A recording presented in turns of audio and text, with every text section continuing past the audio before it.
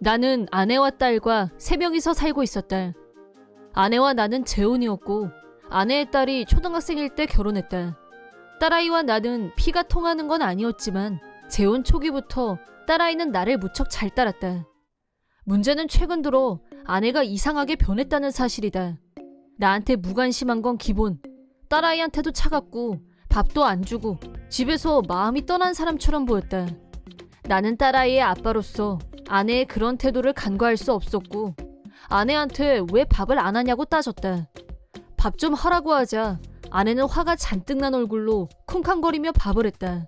어느 날 퇴근하고 집에 도착한 시간이 저녁 7시쯤 됐는데 아내가 집에 없었다. 딸아이만 혼자 집에 있길래 엄마는 어디 갔니? 라고 묻자 내가 집에 왔을 때부터 엄마 없었어. 이 시간에 연락도 없고 걱정돼서 전화를 걸었는데 받지 않았다. 라인으로 어디냐고 메시지를 보냈더니 메시지는 읽은 것 같은데 대답은 없었다. 그러다 1시간 후 아내가 집에 들어왔다. 어디 갔다 왔냐고 나도 모르게 화를 냈는데 집에 들어온 아내의 몸에서 낯선 향수 냄새가 났고 불길한 예감이 엄습했다.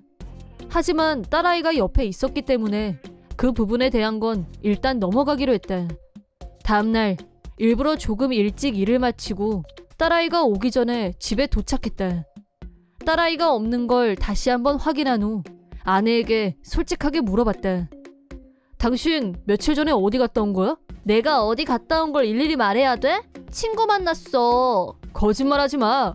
그날 당신 몸에서 남자 향수 냄새 났던 건 어떻게 설명할래? 당신 바람 피우니? 그러자 아내는 바로 태도를 바꿔서 그래 맞아. 나 남친 생겼어. 당신보다 훨씬 괜찮은 남자야. 불륜을 순순히 인정한 것까진 좋았는데 부끄러움도 미안함도 없는 아내의 태도에 화가 나서 견딜 수가 없었다. 그리고 잠시 후 아내 입에서 더욱 뻔뻔한 발언이 나왔다. 아 맞다. 방금 좋은 생각 났어. 애는 당신 줄게. 뭐? 너 지금 뭐라는 거니? 당신이 지나들이고 살면 내가 남친하고 재결합하는데 장애물이 없어지잖아. 정신 차려. 진아는 네 딸이야. 화가 나서 아내한테 버럭 소리를 지른 순간 눈에서 번쩍 불이 나는 걸 느꼈다. 언제 들어왔는지 딸아이가 자기 방문 앞에 꼿꼿하게 서 있었다. 나는 반사적으로 딸아이의 이름을 불렀다. 하지만 딸아이는 집에서 뛰쳐나갔다. 그런데도 아내는 딸아이는 안중에도 없었다. 내가 딸아이를 키워주면 자기는 훨훨 날아서 불륜남한테 갈 수 있다며 들떠 있었다. 그때 아내는 사람이 아니라 악마로 보였다. 그날 이후로 아내의 폭거는 멈추지 않았다. 다음날 퇴근하고 들어오니 아내가 보이지 않았다. 틀림없이 불륜남한테 갔을 거란 생각이 들었고 동시에 불길한 예감이 스쳤다. 나는 아내의 불륜 사실을 알게 된 후부터 아내가 집에 있는 통장을 훔쳐가지 못하게 통장과 도장을 숨겨놨다. 돈도 안 들고 그냥 나가버릴 리가 없을 텐데 뭔가 이상했다. 바로 서랍장을 뒤졌는데 어이가 없었다. 딸아이 교육보험 증서가 사라지고 없어졌다. 딸아이는 아내가 낳은 자식이니까 보험 계약자가 아내 이름으로 되어 있었다. 하지만 나와 재혼한 후 보험 금액을 좀 더 올려서 현재까지 낸 금액만 해도 1,000만 원 이상이었다. 아마도 아내는 그 돈을 들고 나간 게 분명했다. 불륜남에게 정신이 나가서 자기 딸 교육비를 훔쳐서 달아난 아내에게 구역질이 올라오는 기분이 들었다. 잠시 후 딸아이가 학교에서 돌아왔고 엄마는? 하고 물었다. 벌써 중학생인 딸아이에게 거짓말은 안 통할 것 같아서 솔직하게 다 말해줬다.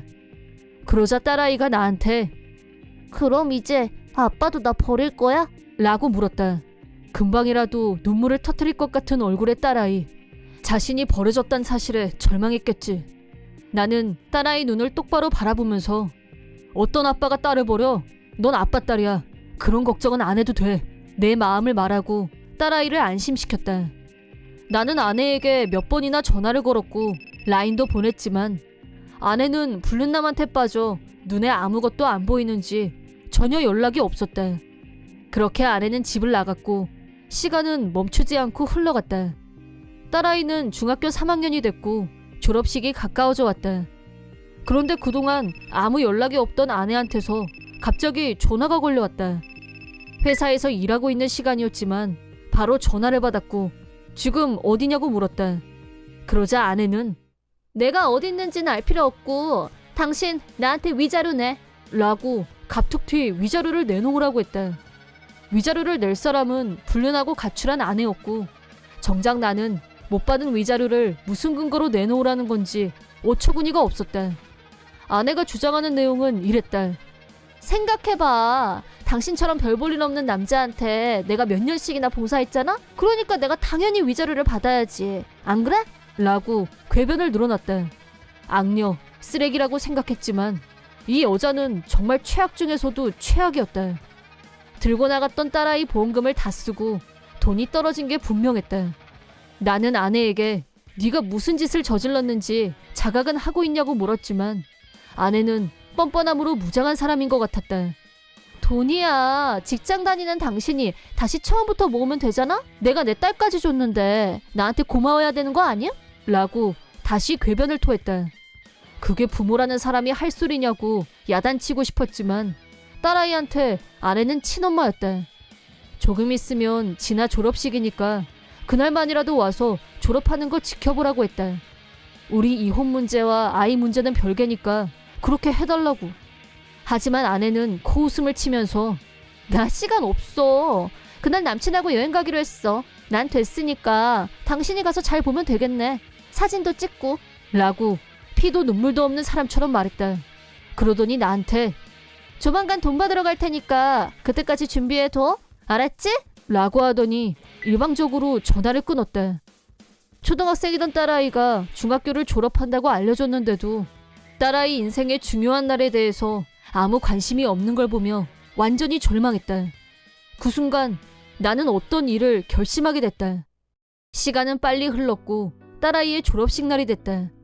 나는 아빠로서 딸아이의 졸업식에 갔고 식이 진행되는 동안 눈물, 또 눈물을 흘렸다. 인간 쓰레기 아내에게서 어떻게 저런 딸이 나왔는지 이건 기적이 분명했다. 그날 나는 딸아이를 위해 고급 레스토랑을 예약했다. 졸업식이 끝나고 맛있게 밥을 먹고 졸업 선물로 조금 어른스러워 보이는 가방을 선물했다. 딸아이는 행복한 웃음을 지어 보였다. 무사히 졸업식 이벤트를 마치고 방으로 들어가려는 순간 핸드폰이 시끄럽게 울렸다. 모르는 번호라 받을까 말까 망설이다가 받았는데 경찰이라고 했다. 그리고 아내가 죽었다고 했다. 전혀 현실이란 생각이 들지 않았고 멍하니 듣고만 있었다. 경찰은 설명을 계속했다. 지방 어디에서 아내와 불륜남이 몰고 가던 차가 속도 위반을 했고 대형 트럭과 충돌하면서 즉사한 것으로 추정된다고 했다. 옆에서 내 얼굴만 쳐다보고 있는 딸아이에게 숨길 수 있는 일이 아닌 만큼 사실 그대로 말해줬다. 딸아이도 멘붕이 온 표정이었다. 정신없이 며칠이 더 지나갔다. 불륜남과 아내에게 위자료를 청구하고 이혼을 마무리하려고 했었는데 아내는 빈 육신으로 나에게 돌아왔다. 가족들만 불러서 조용하게 장례식을 마쳤다. 모든 절차를 마치고 난 후 딸아이가 마당 한 구석에서 혼자 울고 있는 걸 봤다. 내가 딸아이를 부르자 딸아이는 앞으로 자기 인생은 어떻게 되는 건지, 엄마는 죽고 새아빠한테는 버림받는 게 아닐까, 앞날이 걱정되고 두려워서 울고 있었다고 말했다. 나는 다시 한번 딸아이에게 진아 너는 언제까지나 내 딸이야. 네 엄마하고는 이혼할 생각이었지만 진아 너는 아빠가 친권을 가져올 생각이었어. 그러니까 앞으로도 지금처럼 아빠랑 같이 살자 라고 말하자 딸아이는 서름이 북받쳐 올랐는지 한바탕 울음을 쏟아낸 후 나한테 달려와 안겼다. 딸아이는 그런 엄마지만 엄마는 죽었고 나한테 버려질 일만 남았다고 혼자서 속으로 겁에 질려 있었던 모양이었다. 내가 그런 일은 일어나지 않을 거라고 하자 비로소 안심하는 눈치였다. 그렇게 나와 딸아이는 둘이서 행복하게 살았다. 이번 사고로 불륜남도 같이 사망했다고 들었는데 불륜남의 시신을 인계하러 왔던 그 부모들이 나를 보더니 죄 지은 사람들처럼 고개를 푹 숙였다. 불륜남한테도 위자료를 청구할 생각이었지만 두 사람의 죽음으로 모든 일은 끝이 나버렸다. 하지만 어린 딸아이에게 씻을 수 없는 마음의 상처를 입히고 벌어지만도 못했던 두 사람의 죄를 생각하면 하늘이 무심하지 않다는 생각이 든다. 내 이름은 오수환.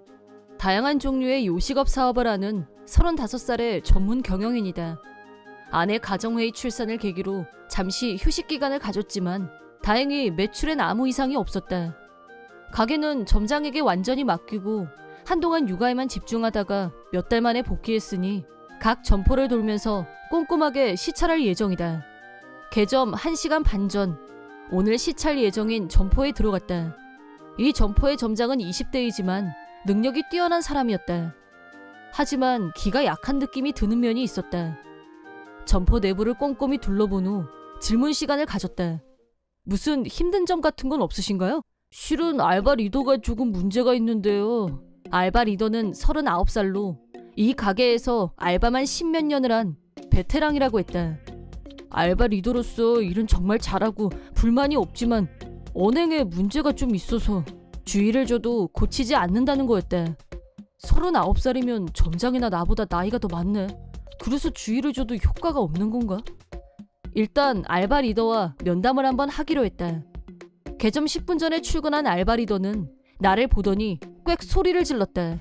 너 누군데 여기 있어? 아직 오픈 전인데 누가 또 알바 뽑았냐? 너 새로 왔냐? 근데 앉아 계시겠다. 빠져가지고 청소 안 해?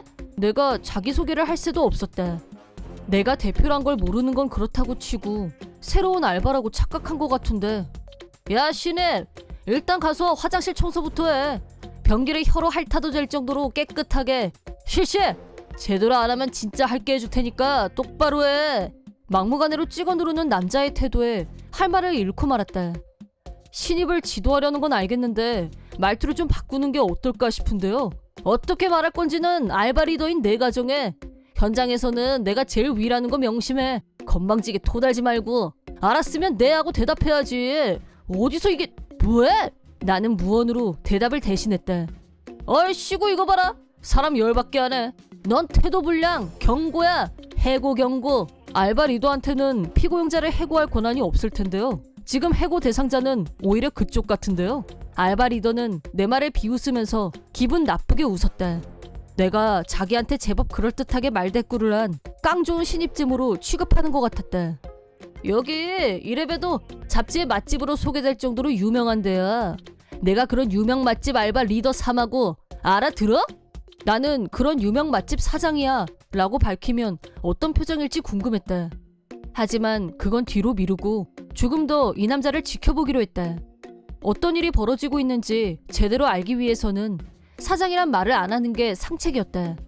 신입 알바생으로 분해서 잠깐 알바 체험을 하기로 했다. 알바 리더는 점장이 말했던 것처럼 업무 능력은 평가할 만했다. 레스토랑 알바 경력이 10몇 년이나 되는 베테랑답게 홀, 주방 모두 완벽하게 컨트롤했다. 하지만 거기 음식점에서 알바 좀 해본 것 같은데 여기 새로 왔으면 신입에 불과하다는 거 명심해. 괜히 나서지 말고. 주방에서 작업을 하고 있던 나는 일손을 멈추고 질문을 던졌다. 나서지 말라는 게 무슨 뜻이죠? 너는 내 미치니까 내 말을 들으라고. 특히 꼬박꼬박 말대답하는 그 태도. 알바 리더 선배님을 잘 모셔야겠다는 성의가 전혀 느껴지질 않아. 내가 사회생활이 뭔지 똑바로 가르쳐 줄 테니까 오늘 끝나고 남아 잔업을 하라는 건가요?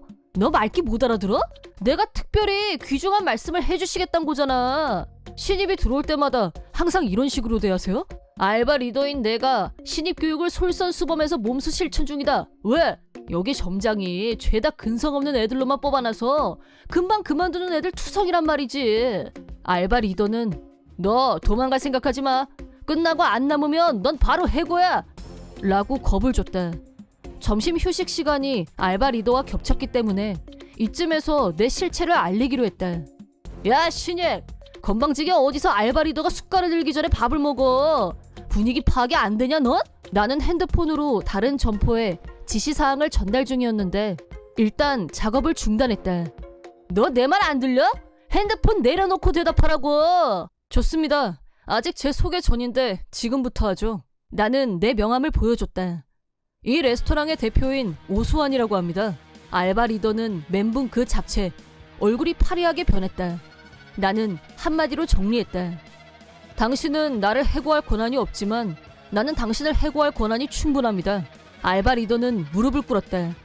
대표님이신 줄은 정말 몰랐습니다. 믿어주세요. 내가 대표란 걸 모르고 있었다는 건 인정. 하지만 문제는 그게 아니죠. 신입에게 한 갑질이 핵심이죠. 알았다면 절대 안 그랬을 겁니다.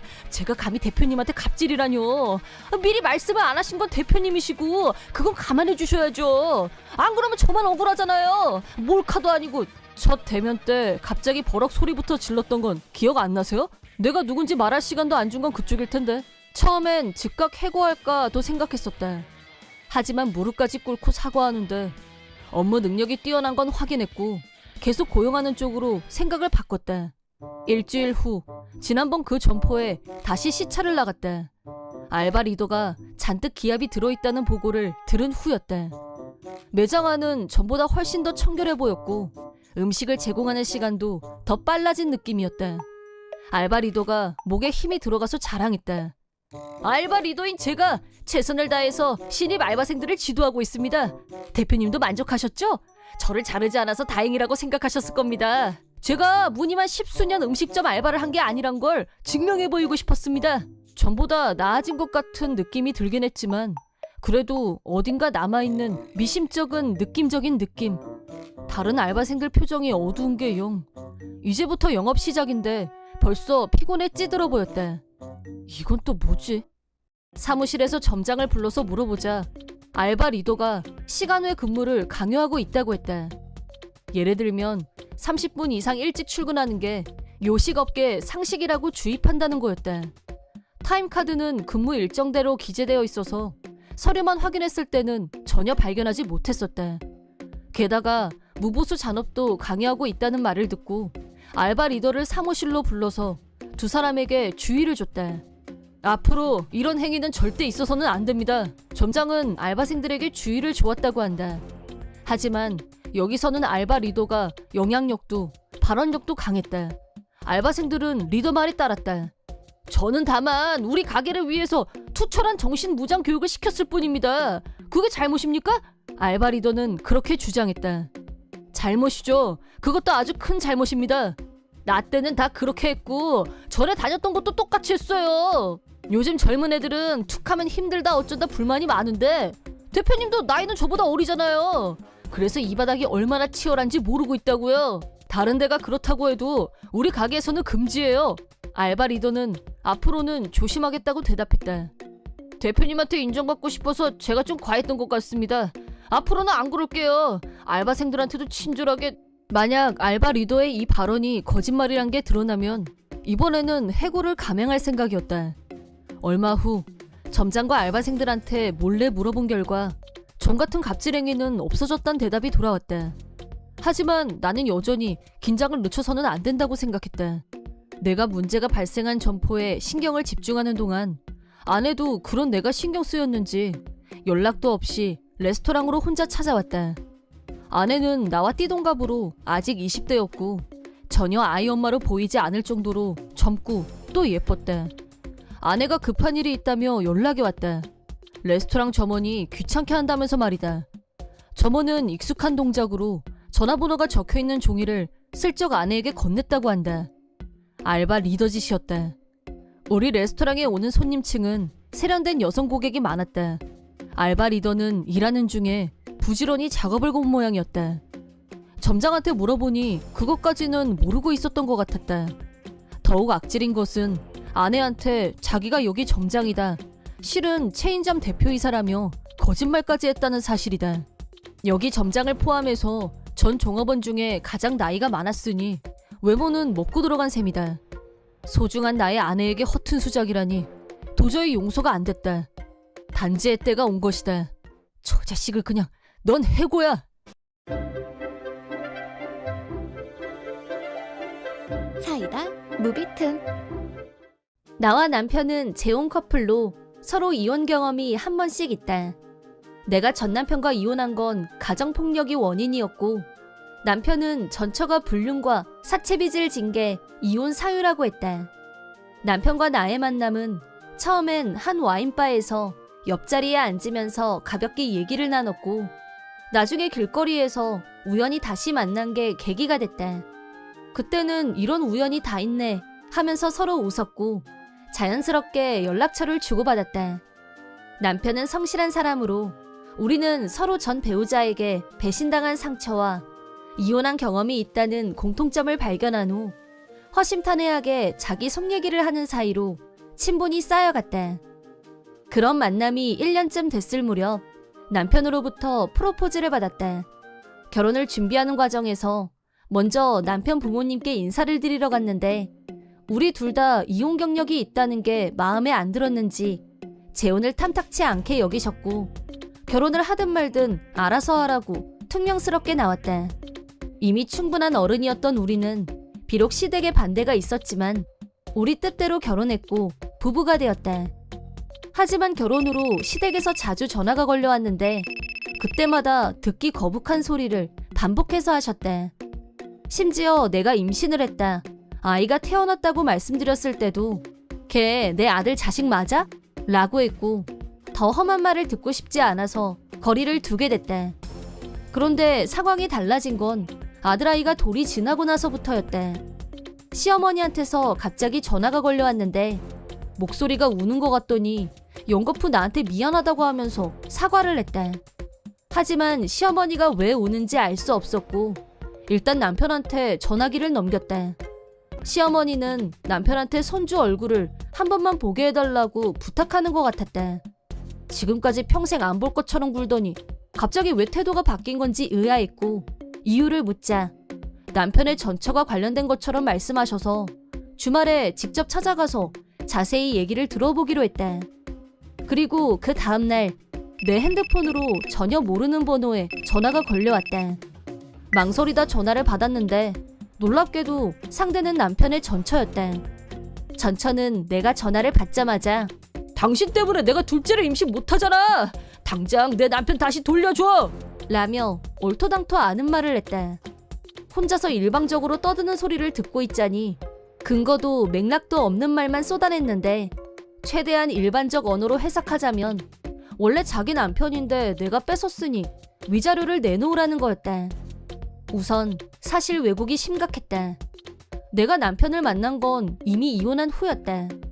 나를 상간녀 취급하는 태도는 용납할 수 없었고 자기 문제를 모두 내 탓으로 하는 것 역시 말이 안 됐다.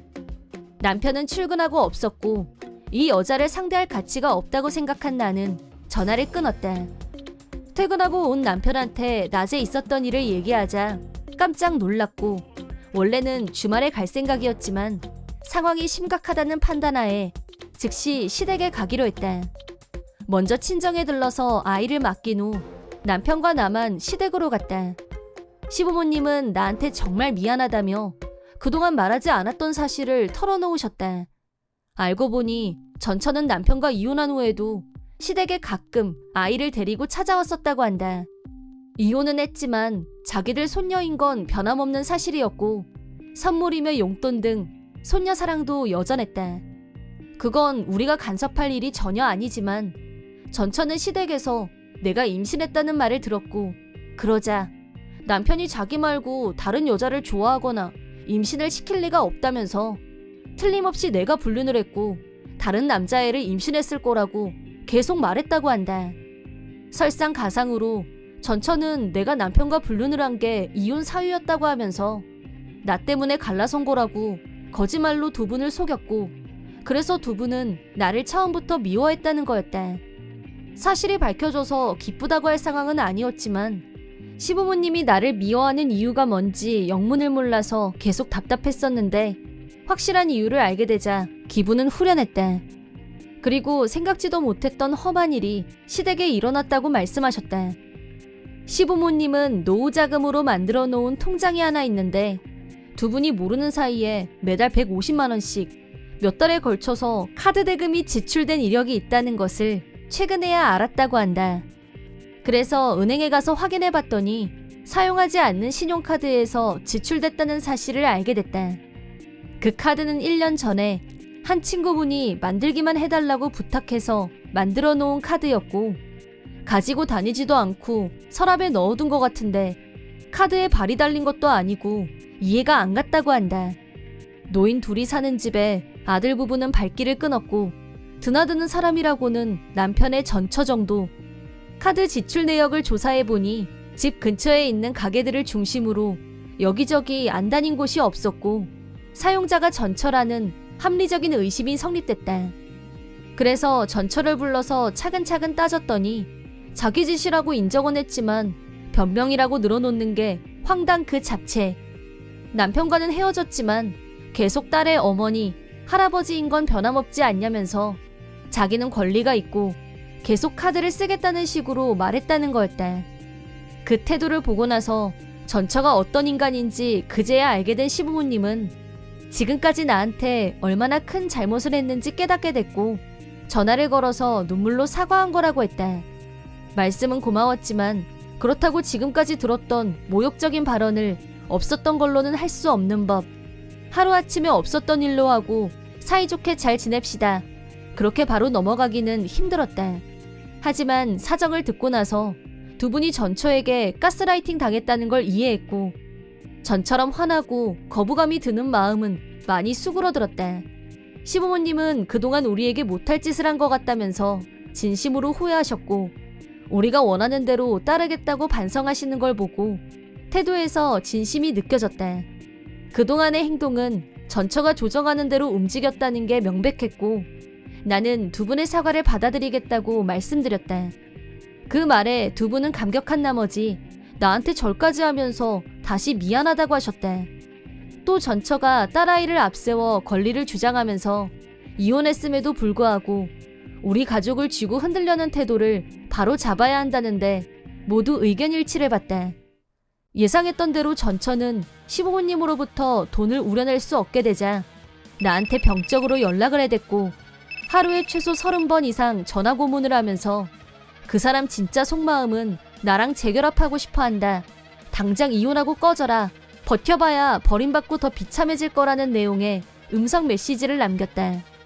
전처는 이혼 전 불륜남의 아이를 2번이나 낙태한 적이 있는데 그건 모두 남편을 위한 선택이었다면서 그 결과 현재 자기는 임신할 수 없게 됐기 때문에 우리더러 위자료로 5천만 원을 내놓으라고 엄포를 놓는 등 수준 이하의 발언으로 진흙탕 싸움을 만들었다. 낙태는 남편도 처음 듣는 말이었는지 진짜 최악이라면서 경악의 경악을 금치 못했다. 이유를 불문하고 2번이나 낙태를 했다면 다시 아이를 낳을 수 없는 몸이 되는 건 어쩔 수 없다는 생각이 든다. 시부모님을 포함해서 우리가 다 같이 내린 결론은 갈수록 억지 주장을 키우는 전처를 고소하는 거였다. 특히 시부모님의 카드를 몰래 가져다 쓴 것은 범죄 행위가 분명했고 먼저 경찰에 신고했다.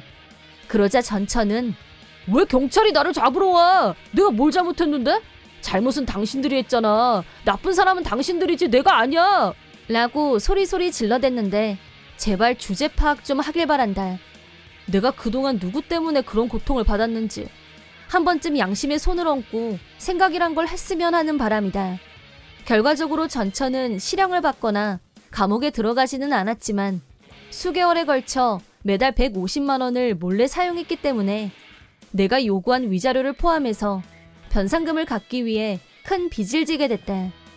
사태가 커지자 전처 부모님까지 나서서 우리한테 직접 사과하면서 위자료를 꼭 갚게 하겠다고 약속했다.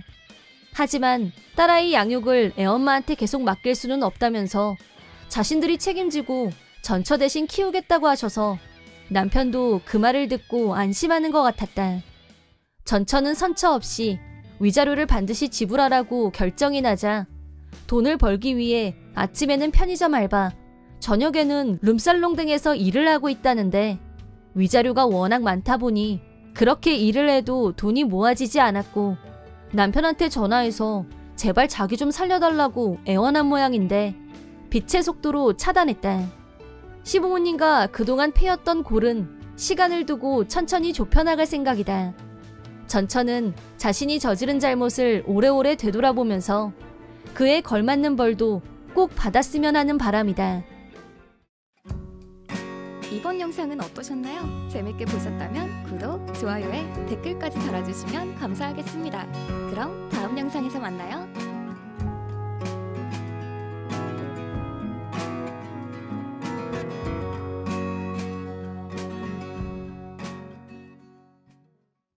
나는 남편, 아들과 세 식구이다. 어느 날 시댁에서 불이 났는데 시댁은 우리 집하고 가까웠다. 불이 난 후 구출되긴 했지만 이미 연기를 많이 마신 탓에 시아버지가 돌아가시고 말았다. 화재 소식을 듣고 남편과 둘이서 바로 달려갔지만 이미 집 전체가 화염에 휩싸여 있었고 소방대원들이 필사적으로 진압작전을 펼치고 있었다. 믿기 어려운 장면에 넋이 나가고 말았다. 남편이 화재 원인이 뭐냐고 묻자 튀김 요리를 하다가 기름에 불꽃이 붙으면서 화재로 번진 것 같다는 말을 들었다. 그렇다면 시어머니가 안에 있다는 말인데? 그런데 시어머니는 사방이 발칵 뒤집힌 상황에서 그림자처럼 조용히 우리 집에 나타나서 우리를 간떨어지게 했다. 남편이 시어머니한테 기름을 가스레인지에 올려놓고 어디에 갔다 왔냐고 버럭 화를 내자 시어머니는 횡설수설하면서 벌벌 떨었다. 그 후 경찰이 찾아와서 시어머니를 상대로 조사했다. 시어머니는 튀김 요리를 하던 도중에 친구한테 걸려온 전화를 받았고 친구분이 여행지에서 선물을 사왔는데 잠깐 집에 올 수 있냐고 하자 걸어서 몇 분 거리에 있는 친구분 집에 갔다고 한다. 이때 기름 냄비에 불을 끄는 걸 깜빡하고 그냥 나갔기 때문에 그게 원인이 돼서 화재가 발생한 걸로 추정됐다. 시어머니는 시아버지가 돌아가셨다는 걸 알고 여보 하고 외마디 소리를 쳤지만 시어머니는 전부터 가스불을 끄는 걸 까먹는 경향이 있어서 시아버지가 항상 잔소리했었다. 그때마다 시어머니는 그래도 불난 적 없으면 된 거 아니냐고 따질 뿐 충고를 곱게 받아들이려고 하질 않았다. 결국 그 나쁜 습관 때문에 시아버지가 목숨을 잃다니 이럴 수가 있는 일인가 싶었다. 불은 주변으로 번지지 않고 진화됐지만 나와 남편은 돌아가신 시아버지를 생각하니 가슴이 무너지는 기분이었다. 남편은 시어머니한테 아버지가 그동안 얼마나 많이 주의를 줬냐며 화를 냈고 시어머니는 나라고 이렇게 될 줄 알았겠냐며 울고불고 의미 없는 대화를 듣고 있자니 나도 힘들었다. 결혼 후 시아버지한테는 사랑을 많이 받았었다. 우리 결혼을 반대했던 시어머니를 커버해 주셨고 나와 남편이 잘 어울리는 한 쌍이라며 흐뭇해하셨다. 손자에게는 해마다 생일, 크리스마스에 선물을 주시는 자상한 할아버지였다. 그래서 솔직히 왜 하필 좋은 사람인 시아버지가 화를 입은 건지 억울한 생각마저 들었다. 시어머니 말로는 최근에 시아버지가 몸이 계속 안 좋아서 그날도 침대에 누워 있었다고 한다. 약을 먹고 잠을 잤고 잠이 깊이 들었던 탓에 불이 난 것도 늦게 알았고 피할 시간도 없었던 건 아닌지 조금만 빨리 구조됐다면 무사할 수도 있었을 텐데 안타까운 마음을 추스르기 힘들었다. 가족끼리 조용히 시아버지의 장례식을 치르고 난 후 나에게 시련이 시작됐다. 새로운 문제가 부상된 것이다.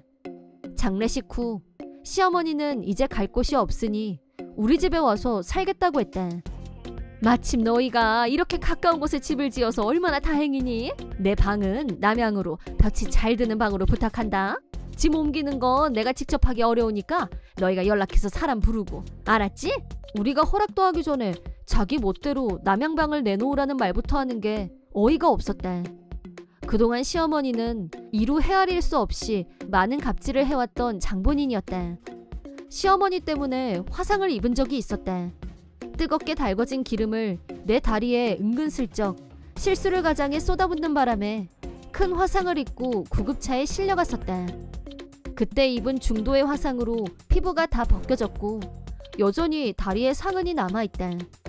또 한 번은 시어머니가 마당에 잡초를 뽑으라며 시댁으로 나를 호출한 적이 있었다. 내가 풀을 뽑고 있을 때 시어머니는 나갔다 오겠다며 차에 탔는데 갑자기 내 쪽으로 후진을 해서 시어머니 차에 깔릴 뻔했다.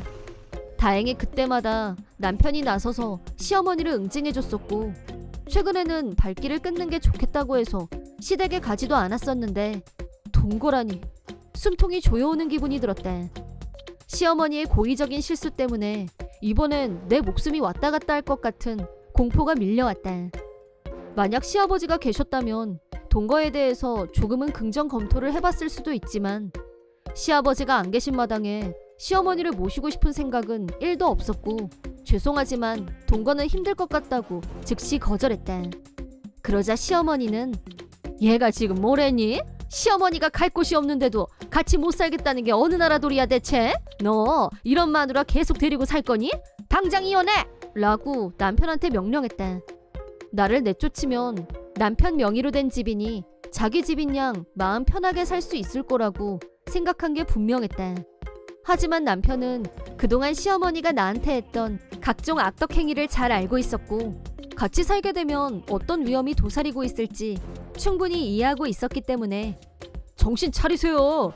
불을 낸 사람도 아버지를 돌아가시게 만든 사람도 어머니예요. 그리고 지금까지 어머니가 당애한테 했던 짓들 다 잊으셨어요? 라며 내 편을 들어줬다. 시어머니는 그건 고의도 아니고 내 책임이 아니라며 억지 논리를 펼쳤지만 누가 봐도 이번 일은 시어머니 책임이었다. 남편은 시아버지의 죽음에 대해서 시어머니를 원망하고 있었고 절대 같이 살고 싶지 않다고 했다. 시어머니는 집도 다 타고 없는데 나더러 어디 가서 살라는 거야? 라며 절규했지만 화재 말고도 사고 친 일이 하나 더 있었다. 시어머니는 화재 보험료가 너무 비싸다는 이유로 올해 들어 단 한 번도 보험료를 내지 않은 사실이 밝혀졌다. 시아버지한테는 보험료를 다 받았으면서 지금까지 살면서 집에 불이 난 적도 없는데 해마다 몇십만 원씩 낸다는 게 바보 같다면서 이런 돈은 안 내도 된다고 멋대로 정하고 보험을 갱신하지 않았다고 한다. 시아버지는 시어머니가 가스불 끄는 걸 자주 깜빡하고 불을 켠 채 계속 프라이팬을 올려놓아서 연기가 나는 걸 몇 번 봤기 때문에 보험금을 꼭 내라고 말씀하시는 걸 우리도 같이 들은 적이 있었다.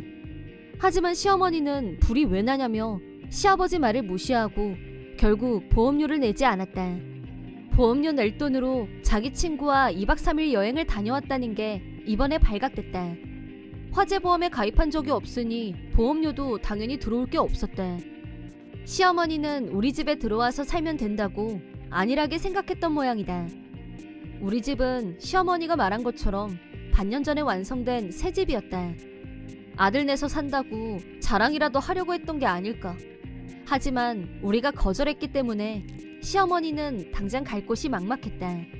처음 얼마간은 시어머니 처지를 동정한 친구분들이 자기 집에 와 있게 해줬지만 사실은 화재 보험금을 안 내고 그 돈으로 여행을 갔다 왔다는 게 알려지자 모두 자업자득이라며 점점 등을 돌렸다.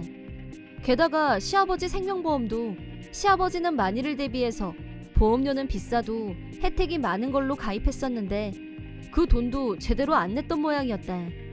역시나 시어머니는 그 돈으로 자기가 갖고 싶은 물건들을 사거나 친구들과 분위기 좋은 레스토랑에 가서 점심을 먹는 데 했었다.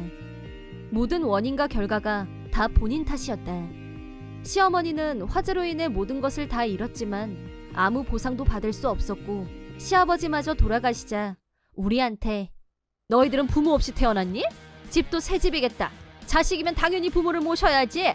라면서 우리한테 쫓아와서 매달렸지만 남편이 본인 잘못으로 아버지 돌아가시게 한 반성은 1도 없으시네요. 앞으로 우리 집에 얼씬도 하지 마세요. 끝입니다. 손절이다 이 말입니다. 어머니 먹고 사는 문제는 알아서 해결하세요. 라며 완전히 손절해버렸다. 남편이 시어머니를 못 버리고 모시고 살자고 하면 어쩌나 걱정했었는데 남편이 나서서 시어머니를 손절하는 걸 보고 마음이 놓였다. 그 후 시어머니는 자기 힘으로 아파트를 하나 얻었다고 하는데 시어머니가 가스불을 방치한 게 원인이 되어 시아버지가 돌아가셨다는 걸 알게 된 친척들이 따지러 몰려들었고 네가 죽였지 우리 형 살려내 라면서 매일 몰려와서 항의하자 아파트 주민들이 견디다 못해 시어머니를 쫓아냈다. 시어머니는 지금 공원에서 노숙하는 신세가 됐다고 들었다. 매일 공원에서 자고 편의점 쓰레기통을 뒤져서 먹을 걸 찾고 다닌다는 소문도 들리고 몰골이 완전히 거짓골이 됐다는 말도 들었지만 동정의 가치가 느껴지지 않는다. 나를 몇 번이나 위험하게 만들었고 결국 부주의로 시아버지를 돌아가시게 만든 대가로 죽을 때까지 벌받는 게 마땅하다고 본다. 나는 남편과 중학교 3학년인 딸과 함께 살고 있었다. 몇 달 전부터 딸아이가 가고 싶어하는 놀이공원에 갈 계획을 세우고 있었고 딸아이는 놀이공원에 가는 날을 손꼽아 기다리고 있었다. 그러던 어느 날 가까운 곳에 살고 계신 시부모님이 밥을 먹으러 오라고 하셔서 셋이서 같이 시댁에 갔는데 시어머니가 점심은 초밥을 주문해뒀다면서 나더러 가서 받아오라고 하셨다. 어머님이 초밥을 주문하신 적이 없었는데 갑자기 웬일인가 하면서 시어머니가 시키는 대로 초밥을 찾으러 갔다. 초밥을 받아서 다시 시댁에 왔는데 집안 분위기가 이상해진 느낌을 받았다. 우선 현관에 아까는 없었던 신발 2켤레가 현관에 벗어져 있었다. 우리 말고도 다른 사람 누가 또 올 예정이었나? 손님 대접하려고 초밥을 주문하신 건가? 하면서 거실로 들어갔는데 거실에는 서울에 살고 있는 시동생과 여친으로 보이는 젊은 여자가 앉아 있었다. 하지만 딸아이의 모습이 보이지 않았고 남편한테 딸아이는 어디 있냐고 물었더니 걔 사춘기 티 내는지 삐져서 나가버렸어. 애가 어디 가는지 말도 안 하고 나가버렸는데 걱정도 안 하고 있다는 게 기가 막혔다. 옆에서 시동생은 애가 갈수록 버릇이 없어지는 것 같아요 라면서 자기 여친하고 낄낄거리며 웃었다. 그때 내가 발견한 건 남편과 시동생 주변에 뭉텅이로 떨어져 있는 딸아이의 머리카락이었다. 무언가 예감이 좋지 않았고 일단 시댁에서 나왔다. 그러자 모르는 번호로 전화가 걸려왔고 전화를 받자 근처 편의점 직원이라면서 우리 딸이 울면서 편의점 앞에 있는 철로에 뛰어들려는 걸 발견하고 달려나가서 사고 나기 직전에 구출했고 지금 편의점 안에서 보호하고 있다고 했다. 게다가 차림이 너무 이상해서 혹시 무슨 일을 당한 게 아닌가 하는 의심이 든다는 직원의 마지막 말에 가슴이 덜컥 내려앉았다. 나는 정신없이 편의점으로 달려갔다. 내가 도착하자 딸아이는 울면서 달려와 나한테 안겼다. 딸아이는 넘어졌는지 양쪽 무릎이 벗겨지고 피가 흐르고 있었다. 하지만 나를 경악하게 만든 건 딸아이의 머리카락이었다. 딸아이의 상징이었던 찰랑찰랑 허리까지 내려오는 까만 생머리가 싹둑 잘려나가서 갓난이 머리가 되어 있었다. 귀 쪽은 남자애들처럼 이발기로 밀어버린 흔적이 보였다. 이게 어떻게 된 일이냐고 묻자 딸아이는 시동생과 그 여친이 한 짓이라고 했다. 시동생은 딸아이 머리를 만지면서 머리를 잘라주겠다고 했고 딸아이는 싫다고 했지만 억지로 앉힌 후 남편까지 시동생에게 가담해서 붙잡았고 마치 장난감을 가지고 놀듯이 마구 가위질을 해댔다는 거였다. 머리에 피가 솟구쳐 오르는 분노를 간신히 억누르면서 일단은 딸아이를 무사히 보호해주신 편의점 점원분께 인사를 드렸다. 그러자 편의점 점원은 돈은 자기가 나중에 계산하겠다면서 딸아이에게 반창고와 구급약을 챙겨주셨고 이걸로 우선 응급처치를 하라며 마지막까지 따뜻하게 배려해주셨다. 가까운 공원에서 무릎에 약을 발라준 후 시댁으로 다시 갔다. 현관문을 벌컥 열고 뚜벅뚜벅 걸어가서 시동생 멱살을 움켜잡았다. 네가 뭔데 남의 귀한 딸 머리를 저꼴로 만들어? 당신은 그러고도 아빠야? 말리지는 못할 망정 거들었다면서! 내가 언성을 높이자 시어머니가 뒤에서 리모컨으로 내 머리를 때렸다. 넌 뭔데 내 아들들을 잡아? 일껏 머리 깎아줬더니 어디서 행패야? 깎아주겠다는데 왜 싫다고 난리를 쳐? 라며 아들들 역성을 들었다. 내가 화를 내자 오히려 딸아이를 나무랐고 그걸 듣고 있으려니 더 열이 뻗쳤다.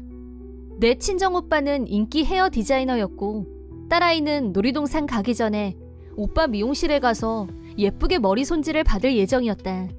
그런데 그 말을 듣고 전문학원 수료를 마치고 갓 미용사로 취직한 시동생이 자기가 잘라주겠다고 설치고 나서면서 사달이 난 거였다. 하지만 딸아이는 우리 오빠한테 딴머리를 주문할 예정이었기 때문에 자르지 말라고 강력하게 거부했지만 하지 말라는 말에 더 자극을 받은 시동생이 가위를 들고 왔고 삼촌말 들으라며 남편이 거들고 시어머니는 똑바로 앉으라며 딸아이를 붙잡고 그 사이 시동생은 일반 가위로 딸아이 머리를 잘라버린 거였다. 잘려나간 자기 머리를 보고 딸아이가 항의하자 어른 셋이 딸아이를 야단치고 윽박지른 것도 모자라 시동생이 요즘 유행하는 상고머리를 연습하고 싶다면서 이발기를 머리에 댔다. 쥐가 뜯어먹은 머리 모양이 된 딸아이는 충격을 받고 시댁에서 뛰쳐나간 거였다. 전말을 듣고 나니 살인이 왜 일어나는지 알 것 같았다. 그런데도 이 인간들은 딸아이가 몸부림을 쳐서 그렇게 된 거라며 딸아이 탓을 했다. 본인이 싫다는데 무슨 자격으로 남의 머리를 자르는 건데? 가위 들고 내 손으로 시동생 머리를 박박 잘라버리고 싶었다. 하지만 그보다 딸아이를 이런 곳에 1초라도 더 두고 싶지 않았고 딸아이를 데리고 시댁에서 나와 곧장 오빠와 부모님이 있는 친정으로 향했다. 친정에 도착한 후 연락을 받고 일하다 말고 집에 온 오빠는 딸아이를 보더니 경악했다. 부모님이 분노한 건 말할 것도 없었다. 오빠는 샵에 가서 도구를 들고 왔고 인류 미용사의 솜씨를 발휘해서 세련된 커트로 스타일 변신을 시켜주자 딸아이의 얼굴에 웃음이 돌아왔다. 하지만 오빠는 같은 미용사로서 있을 수 없는 일이라며 여전히 분노했다. 사안의 심각성을 1도 파악 못하는 남편은 자기 동생이 호의를 베푸려고 한 건데 네가 뭔데 내 동생 멱살을 잡고 우리 엄마한테 화를 내냐며 내가 너를 그냥 둘 것 같냐면서 라인으로 나한테 마구 퍼부어댔다. 나는 멍청한 남편과 이혼할 결심을 했다.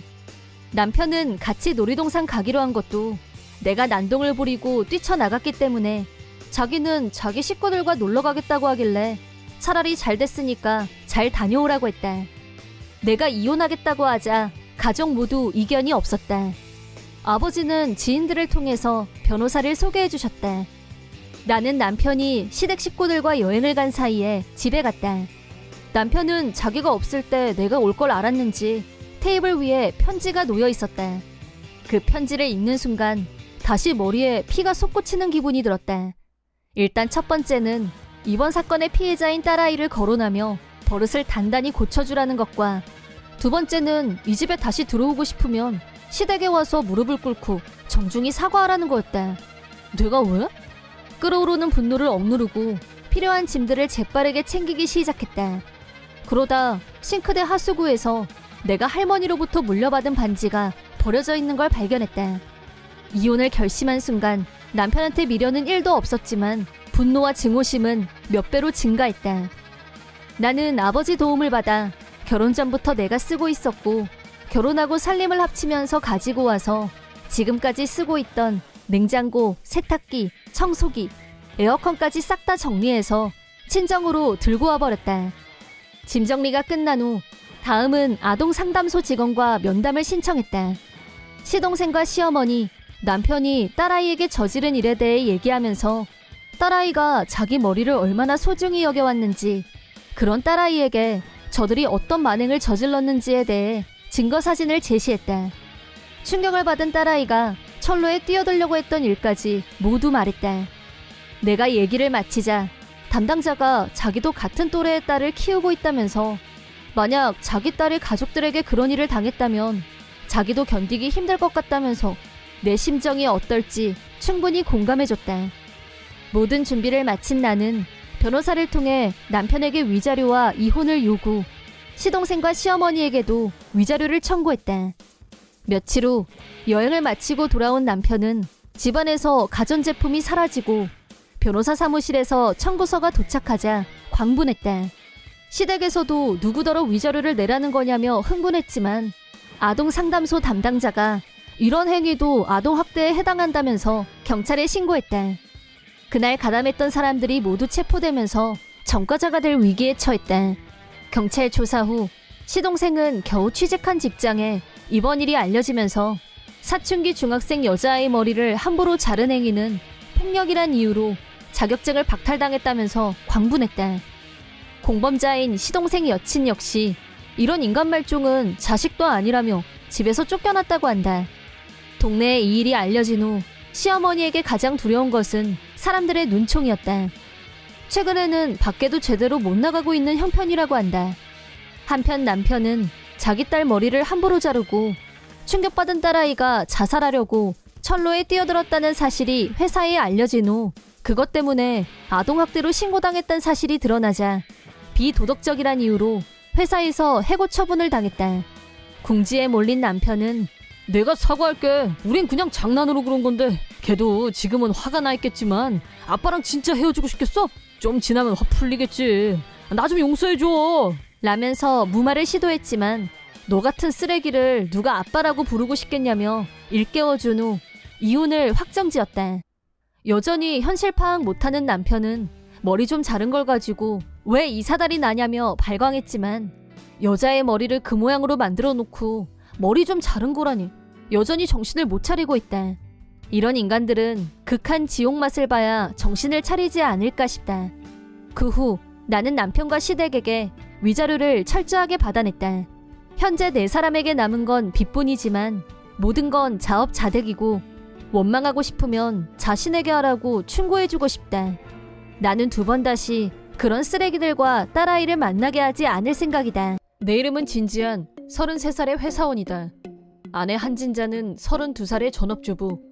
결혼 2년 차이지만 아이는 아직이었다. 모처럼 일이 일찍 끝나서 동료와 한잔할 생각으로 번화가를 걷고 있었다.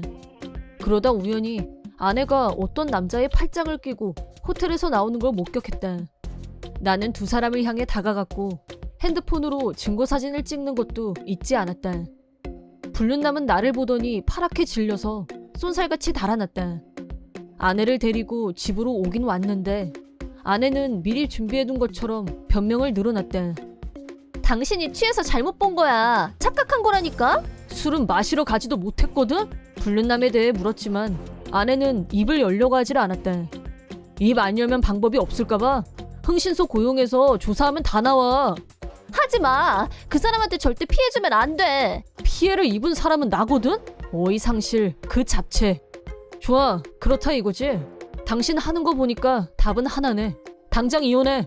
안 돼, 그건. 난 이혼 싫어. 아내는 마침내 불륜남에 대해 입을 열었다. 다음 날 불륜남 집과 직장이라는 디자이너 사무실로 전화를 걸었다. 하지만 불륜남을 찾을 수 없었다. 부모님이 돌아가셔서 당분간 회사에 못 나온다는 연락만 있었다고 했다. 갑자기 불륜남 부모님이 돌아가신 모양인데 100% 거짓말이 뻔했다. 아내의 지인관계를 바탕으로 불륜남에 대한 정보를 수집한 결과 불륜남의 본가를 찾아냈다. 놈의 본가로 찾아갔더니 두 어르신은 멀쩡히 살아계셨다. 내가 사정을 얘기하자 두 분은 허리를 낮추고 사과하셨다. 하지만 정작 불륜남 본인은 도망 중으로 연락이 닿지 않았다. 며칠 후 불륜남의 부모님한테서 연락이 왔다. 놈이 돈을 빌려달라며 집에 왔다는 거였다.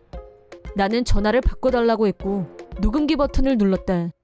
뭐야, 너 누구야? 네가 불륜한 여자의 남편이다. 그래서 너 내 뒷조사하고 다니냐? 부모님 집까지 찾아오고? 도망 다니는 사람이 할 소리는 아니지. 누가 도망을 다녀? 똥이 더러워서 피하지 무서워서 피하냐? 그렇게 쪼잔하니까 여자가 바람 피우는 거야. 불륜관계 인정하셨네. 위자료 청구하겠습니다. 내가 나이든 아줌마 만족시키느라고 하루 이틀 고생한 게 아니야. 위자료 받을 사람은 나야. 전화로 떠들지 말고 당장 여기로 오던가. 좋죠. 그럼 변호사하고 같이 그쪽으로 가죠. 소송 문제도 피할 수 없을 것 같아서 증거도 확보했으니까. 뭐 변호사? 증거? 죄송합니다. 불륜남은 바로 납작 엎드렸다. 큰 소리 친 건 다 허세였던 듯. 제가 부인하고 호텔에 간 건 딱 한 번이었고 그만 잠깐 실수로.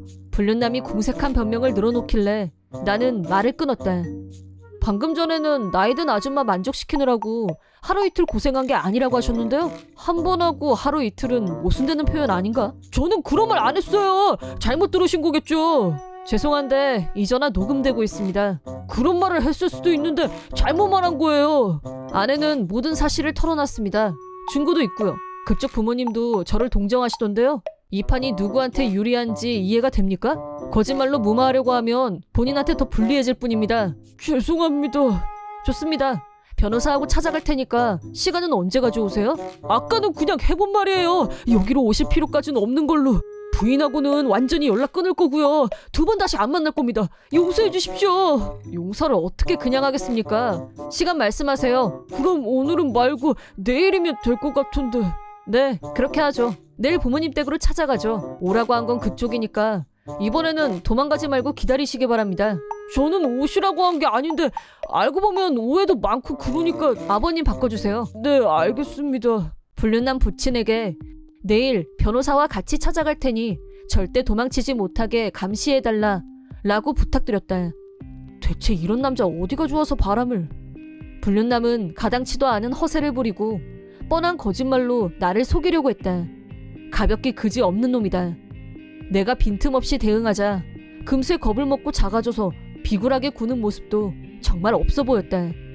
이혼 전 확인해둘 필요가 있을 것 같아서 통장을 확인했다. 불륜남의 행방을 찾는데 주력한 나머지 미처 확인을 못했었는데 집을 짓기 위해 모아뒀던 돈의 상당 액수가 이미 없어진 상태였다. 몇 달 전부터 적게는 한 달에 100만 원, 많게는 200만 원씩 인출한 흔적이 있었다. 나 모르게 아내가 쓴 돈이 분명했다. 이혼은 기정사실이고 위자료까지 다 받아내겠어. 나는 아내를 다시 추궁했다. 집 지으려고 모아둔 돈 많이 줄어들었던데 이거에 대해서 할 말 없어? 아내는 못 들은 척 짜증이 난 얼굴로 텔레비전에 시선을 고정시킨 채 또 입을 다물었다. 내가 몇 번에 걸쳐서 큰 소리로 묻자 겨우 입을 열었다. 내가 어떻게 알아? 도둑이 훔쳐갔나 보지. 얼토당토 안 하는 말로 대답을 피했다. 내일 불륜남 본가에 갈 건데 당신도 같이 갈 거야. 위자료 얘기할 거니까 그렇게 알아. 너무해. 그 사람한테 피해주지 말라고 했잖아. 왜 나랑 한 약속 안 지키는 건데? 나 그런 약속한 적 없어. 당신한테 불리할 땐 입 다물면서 말도 안 되는 요구할 때만 입 여는 거 안 하는 게 좋아. 그 사람은 나나 당신보다 10살이나 어리단 말이야. 어엿한 성인이고 사회인이야. 겨우 23살인데 아직 어린애랑 뭐가 달라? 어린애 같은 소리 하고 있네. 아내는 다시 입을 다물었다. 다음날 불륜남과 만나기로 약속한 날인데 불륜남 아버지한테서 아무래도 제가 잠든 시간에 몰래 도망친 것 같습니다. 라는 연락이 왔다. 불륜남이 또 도망을 친 것이다. 아내에게 이 사실을 알리자 표정이 환해지면서 여유있게 웃어 보였다. 걔는 당신하고는 달라. 행동도 빠르고 머리도 잘 돌아가거든. 그놈이 갈 만한 곳 알면 말해봐. 아내는 다시 묵비권을 행사했지만 뭔가 알고 있는 게 분명했다. 나는 아내에게 불륜남과 통화했던 내용을 들려줬다. 아줌마라는 단어가 나오자 충격받은 눈치였다. 내가 이혼하자고 했을 때보다 표정이 더 일그러진 느낌이었다. 좋아하는 여자를 아줌마라고 부르진 않지 않나? 그냥 너한테 진심 아니야. 묵비권까지 행사하면서 지킬 가치는 없다는 뜻이야. 아니야. 그 사람은 나를 사랑해. 마지막 발악을 했지만 잠시 후 정보를 불기 시작했다. 불륜남은 디자인을 위해서 작업실을 갖고 있다고 했다. 작은 아파트인데 거기서 작업을 하기보다는 주로 미래를 즐기는 장소로 이용한 모양이었다. 나는 불륜남의 부모님과 변호사를 거기로 불렀고 나도 출발했다. 물론 아내도 데리고 갔다. 다들 비슷한 시간에 불륜남 작업실 앞에 모였다. 작업실에는 유선 전화가 있다고 해서 그 번호로 전화를 걸었다. 불륜남 핸드폰은 아무리 걸어도 받지 않았기 때문이다. 네. 기분 나쁜 태도로 대답하는 불륜남. 나야? 나가 누구야? 나 지금 기분 안 좋으니까 대답 제대로 해. 확 날려버리는 수가 있으니까. 날려버리려면 얼굴을 봐야 되지 않겠어? 지금 좀 보자. 마누라가 네 작업실 알려줬어. 변호사랑 친히 가줄 테니까. 변호사? 너 설마 어제 통화했는데 벌써 목소리를 까먹었나? 나야 나. 네가 불륜한 여자의 남편. 내가 너하고 마누라한테 위자료 청구할 거라고 했잖아. 그 전에 얼굴도 한번 보고. 너희 부모님하고 내 마누라 그리고 변호사도 네 얼굴 보고 싶어해. 나는 얘기할 거 아무것도 없어. 전화가 끊어졌다. 아마 또 도망칠 생각이겠지. 예상은 적중했다. 작업실에서 나오려는 불륜남을 나, 불륜남 부모님, 아내가 둘러쌌다. 변호사는 조금 떨어진 곳에 있었다. 너 아줌마라고 진짜 그랬어? 나한테 사랑한다고 분명히 그랬잖아. 제일 먼저 공격에 나선 건 아내였다. 완전히 빡쳐 있었다. 불륜남도 흥분한 상태였다. 아줌마는 좀 빠지라며 질세라 대들었다. 나는 녹음을 하면서 말했다. 그럼 대화를 시작해 볼까요? 더 이상의 퇴로가 없다는 걸 안 불륜남은 백기를 들었고 내가 묻는 말에도 솔직하게 대답했다. 아내 역시 변명 따위가 통하지 않는다는 걸 인지한 것 같았다. 불륜을 들키지 않고 이혼해서 재산 분여를 노렸다고 실토했다. 나는 이혼했다. 전처와의 재산 분여는 없었다. 나는 위자료로 3천만 원을 청구했다. 전처는 친정으로 갔고 집과 파트 근무를 오가며 살고 있다고 한다. 친정 부모님의 철저한 감시 속에서 말이다. 위자료를 다 갚기 전까지는 감시를 벗어나기는 어려운 상황이라고 한다. 불륜남에게도 위자료로 3천만 원을 청구했다. 일시불은 힘들다고 해서 분할을 인정해줬다. 그런데 입금이 연체되길래 연락을 해봤다. 뭐야, 너 누구야? 위압적인 말투였다. 위자료가 제 날짜에 입금이 안 됐네. 죄송합니다.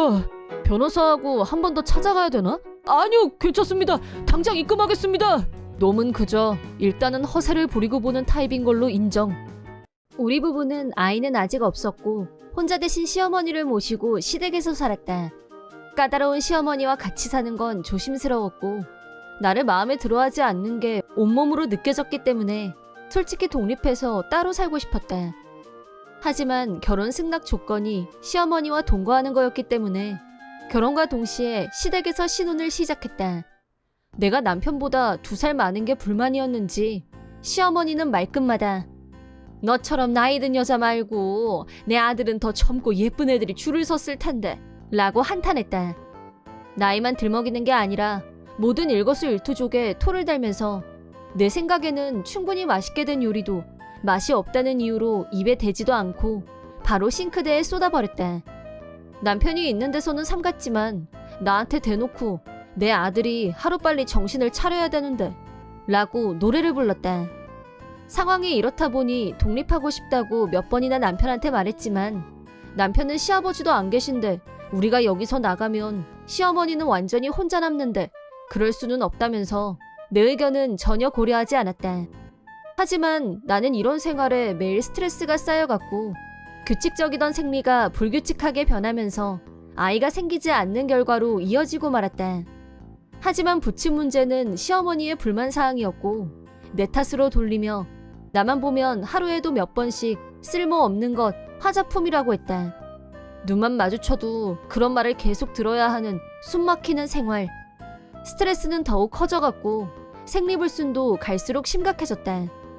남편은 내 몸을 걱정하는 게 아니라 어쩌다 생리를 하면 한숨을 쉬었다. 작정하고 괴롭히는 시어머니보다 방관적인 남편이 더 나를 힘들게 했다. 나는 어떻게 해서든 호르몬 밸런스를 정상으로 돌려서 꼭 임신해야겠다는 강한 의지를 갖게 됐다. 그래서 병원을 찾아갔는데 예상하지 못했던 결과를 듣게 됐다. 내 몸속에 암세포가 자라고 있다는 거였다. 의사는 앞으로 나한테 일어나게 될 일들에 대해 말했지만 나는 너무 큰 충격을 받은 상태라 제대로 들리지도 않았다. 집으로 돌아가는 내내 넋이 나가 있었다. 집에 도착한 후에도 손 하나 까딱할 수 없었다. 시어머니가 언성을 높이며 잔소리를 했지만 폭언조차 들리지 않을 정도로 충격에서 헤어나오지 못하고 있었다.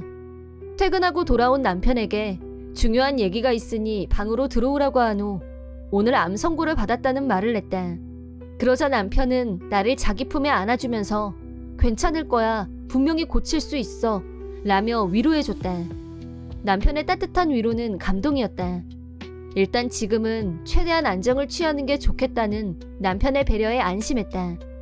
시어머니한테는 적절한 때가 오면 자기가 직접 말씀드리겠다고 하길래 나는 남편의 뜻에 따르기로 했다. 처음 암이라는 말을 들었을 때는 모든 게 끝이라는 생각이 들었지만 남편이 옆에 있어준다면 같이 힘을 합쳐서 기적을 바랄 수도 있지 않을까 하는 기대를 갖게 됐다. 하지만 그리고 며칠 후 저녁 준비를 하려는데 조미료가 부족했고 가까운 슈퍼에 가서 장을 봐왔다. 집에 들어오자 거실에서 남편과 시어머니가 얘기하는 소리가 들려왔다. 두 사람의 대화 내용은 경악 그 자체였다. 엄마 며느리 암이래. 얼마 못 산다는데 내가 걔 앞으로 2억짜리 보험 든 거 알지? 우리 좀 있으면 대박 터져. 그게 진짜니? 곰도 구르는 재주는 있다더니 걔가 쓸모있는 날이 다 오네. 말이 나왔으니 말인데 내 친구 딸이 네 얘기를 하더래. 너무 괜찮아 보인다고. 나이도 25이고 쟤 죽으면 재혼하면 딱 좋겠다. 시어머니의 말에 남편은 손뼉을 치면서 엄마 최고야 라며 웃고 좋아했다. 바로 며칠 전 나를 걱정하고 위로하면서 둘이서 같이 힘내자고 했던 남편은 대체 무엇이었을까? 남편의 본성을 알게 되자 눈물이 저절로 흘러나왔지만 절대 용서 불가. 분노가 폭발했다. 나는 두 사람이 바라는 대로 죽어주리라 마음먹었다. 그리고 다시 일주일 후 내가 병원에서 검사를 받고 오자 남편은 다시 내 앞에서 나를 걱정하는 척 어떻게 됐어? 병원에서 뭐 더 자세한 얘기 들은 거 없어? 라고 묻길래 남편이 듣고 싶어 하는 대로 말해줬다. 그게 나 여명 1년이래. 그러자 남편은 웃는 얼굴을 감추려고 손으로 입을 가렸고 금세 표정을 고친 후 울먹거리면서 당신은 괜찮을 거라는 멘트를 날렸다. 아마 남편의 본성을 모르는 나였다면 울면서 감동했을 게 분명하지만 이미 본성을 안 이상 가증스러울 뿐이었다. 그 후 남편과 시어머니는 여명 1년이라는 내 말을 그대로 믿었고 나를 대하는 태도가 지금까지와는 전혀 딴판으로 변했다. 남편은 헌신적으로 나를 보살폈고 눈만 마주치면 시도 때도 없이 막말하던 시어머니는 입에서 폭언이 싹 사라졌다. 무자식 상팔자라더니 그 말이 맞네. 자식 남겨두고 가려면 더 괴로웠을 텐데 라고 위로 비슷한 말을 했지만 숨겨진 뜻은 자기가 따로 점 찍어놓은 여자랑 남편을 재혼시키려면 남편이 애딸린 호라비가 아닌 게 훨씬 일이 수월하다는 의미일 거다. 남편과 시어머니는 나한테 급 친절하게 구는 한편 돈 씀씀이가 날로 해퍼지는 경향을 보였다. 나는 그런 변화를 모르는 척하고 있었다. 남편의 가방이 명품백으로 바뀌고 시어머니는 친구들하고 여행을 가는 등 돈을 펑펑 쓰고 돌아다녔다. 빚까지 내서 돈을 쓰고 다니는 두 사람. 나는 암에 걸려서 정신이 없을 테고 아무것도 모르고 있을 거라고 생각하는 것 같았다. 그들이 바라는 대로 나는 빚이 쌓여가는 걸 모르는 사람으로 있어줬다. 남편과 시어머니는 내가 혼자 병화와 싸우는 동안 어차피 죽을 텐데 혼자 용 쓰네 라며 나를 가소롭게 생각하고 있었겠지만 8개월 후 나는 완치 판정을 받아냈다. 원래부터 의사한테 여명 선고 같은 건 받지도 않았었다. 남편의 본성을 알고 난 후 곧 내가 죽을 거라고 말해준 것뿐이었다. 처음 암이라는 말을 들었을 때는 이제 곧 죽겠구나 하는 생각이 들었던 건 사실이다. 의사는 아직 할 수 있는 치료가 많이 남아있다고 했지만 나에게는 죽음이란 단어가 너무 크게 다가왔고 두려움밖에 없었었다. 하지만 나의 죽음이 남편의 기쁨이 될 줄이야. 죽음보다 더 끔찍한 건 현실이었다. 그래서 나는 이 현실을 남편과 시어머니에게 돌려주리라 결심했다. 여전히 남편과 시어머니는 내가 여명 1년이라고 했던 말을 철석같이 믿고 곧 가려니 표정이 갈수록 더 밝아졌다. 어느 날 저녁 두 사람이 들뜬 표정으로 시어머니 친구 딸을 만나기 위해 나란히 외출하는 걸 보고 이때다 싶어서 두 분 덕분에 그동안 힘든 치료 잘 견뎌낸 결과 완치 판정받았어요. 그러자 두 사람은 시겁했고 남편이 나한테 뭐 완치? 너 그땐 여명 1년이라고 내가 그랬어? 의료 발전의 혜택을 받은 거지 뭐. 병원에서 나 다 나았다고 했어. 당신도 기뻐야 되는 거 아니야? 나도 기쁘지. 남편은 당황 그 잡채. 나는 부활 선언과 함께 이혼 서류를 건넸다. 그러자 남편은 응? 하며 깜짝 놀라는 반응. 빼박 불륜 증거까지 덤으로 안겨주며 마무리. 미안하게 됐어. 내가 당신 바라는 대로 죽지 않아서. 대신 이혼해줄 테니까 그 여자하고 재혼하는 건 가능해. 물론 위자료가 옵션이지만 라고 하자 두 사람은 자기들의 속셈을 내가 다 꿰뚫고 있다는 걸 눈치챘는지 오해야 지금 무슨 말을 하는지 모르겠다며 꼬리를 내렸지만 이미 선을 넘은 지 오래였다. 내가 죽을 거라고 확신한 남편은 재혼감으로 점 찍은 여자와 연일 호텔 출입 중이었다. 시어머니와 셋이서 놀러도 다니고 말이다. 그 여자는 불륜녀가 맞고 세 사람에게 각각 위자료를 청구하겠다고 하자 시어머니는 목덜미를 잡고 쓰러졌다. 남편은 그게 아니야 내 말 좀 들어보라며 변명하려고 했지만 내가 파악한 증거가 차고 넘치는 마당에 네 말이 무슨 소용이며 내가 죽기를 바랬던 남자와는 단 1초도 같이 있고 싶지 않다는 말을 남기고 짐을 챙겨서 당당하게 시댁에서 나왔다. 그 후 남편과 시어머니의 앞길에 지옥문이 활짝 열린 건 물론이다. 시어머니 친구 딸인 여자는 명백한 남편의 불륜녀였고 위자료로 4천만 원을 청구하자 곧 죽는다, 괜찮다, 불륜 아니다, 아무 문제 없다는 두 사람의 말만 믿었었는데 이게 뭐냐며 남편을 걷어차버렸다. 하지만 그렇게 간단하게 해결될 문제가 아니어서 내부 사정이 매우 구질구질해지고 말았다. 게다가 내 보험금만 들어오면 바로 해결된다고 믿고 미리 펑펑 써댄 돈이 무려 5천만 원을 넘어버렸다. 하지만 들어올 보험금이 없으니 갚을 길도 막막했고 결국 집을 내놓는 신세가 되고 말았다. 두 사람은 현재 집도 절도 없는 신세. 남편이 다니는 회사에 나하고도 잘 아는 분이 있는데 그분한테 이번 일에 대해 자세하게 말씀드렸더니 곧 회사에서 모르는 사람이 하나도 없게 됐고 순식간에 인간 쓰레기로 불리게 되었다. 마지막의 정점은 이혼이었다. 불륜녀 측에서는 그 부모 되는 사람들이 찾아와서 조용히 지나갔으면 한다면서 위자료를 전액 일시급으로 지급했다. 자기들 딸은 멀찌감치 떨어져 있는 시골 친척집에 보내버렸다고 한다. 남편은 회사에서 자진 사표를 내지 않을 수 없을 만큼 정신적인 압박을 받았다고 한다. 두 사람은 집도 돈도 다 잃고 역 근처나 공원을 헤매며 노숙인으로 전락한 채 목숨만 붙어 있다는데 결국 신은 있는 게 아닐까 싶다. 남의 불행, 더군다나 자기 아내의 불행을 기뻐한 자들에게 천벌이 내려졌으니 말이다. 앞으로 나는 한번 포기했던 나를 위한 인생을 다시 찾을 생각이다. 그리고 언젠가 전 남편과는 비교도 안 될 만큼 멋진 남자를 만날 수 있길 기대해본다. 내 이름은 정직한 32살의 회사원이다. 아내 한심에는 31살. 결혼 전까지는 정사원으로 일했었다. 아내는 결혼도 했으니 직업을 바꿔보고 싶다고 했고 나는 아내의 의견을 존중했다. 하지만 결혼하고 2년이 지나도록 취업하려는 의지가 없어 보였다. 결혼 전 아내는 나름 똑똑했었다. 동거 중에는 똑같이 일하고 집안일도 반반씩 하고 그런데 막상 결혼하고 전업주부가 된 뒤로는 집안이 더 엉망이 됐고 저녁밥은 편의점 도시락, 냉동식품이 줄을 이뤘다. 그러던 아내가 고등학교 동창회에 다녀오더니 갑자기 집안일을 너무 열심히 하는 거였다. 아내의 변화는 기쁘다기보다는 꺼림칙한 느낌이 더 강했다. 이유는 2년이 넘도록 나와 장인, 장모가 아무리 주의를 줘도 전혀 움직이지 않던 사람이 왜 갑자기? 게으름 빼면 시체였던 아내가 갑자기 내 도시락까지 싸는 열정주부로 거듭난 것이다. 이유가 뭔지 의심할 수밖에 없었다. 설마 이 여자 바람난 거 아닐까? 합리적 의심.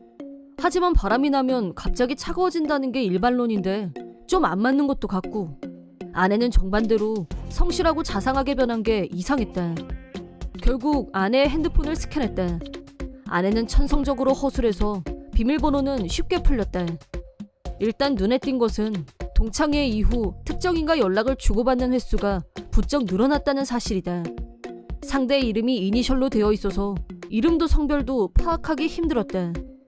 하지만 대화 내용으로 유추해볼 때 불륜이 확실했다.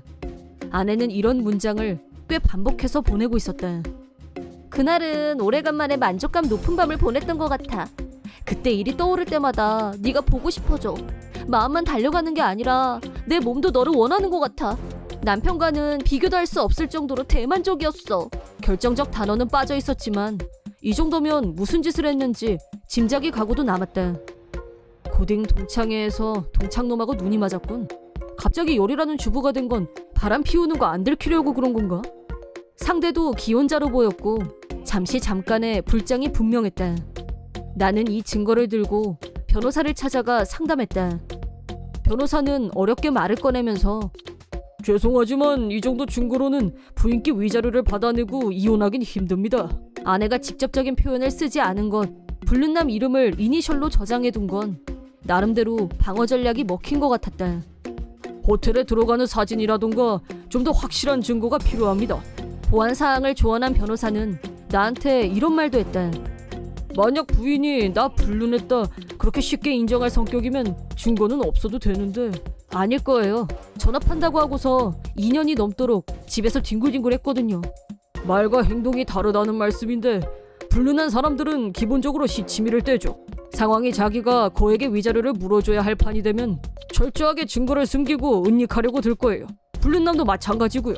그런 의미에서도 지금 당장 소송을 하기보다는 시간을 두고 확실한 증거를 찾는 게 좋을 것 같습니다. 알겠습니다. 흥신소에 의뢰해서 확실하게 증거를 잡도록 하겠습니다. 나는 아내를 자유롭게 풀어놓기로 했다. 하지만 불륜남은 아내의 고향에 있었고 여기와는 멀리 떨어져 있었다.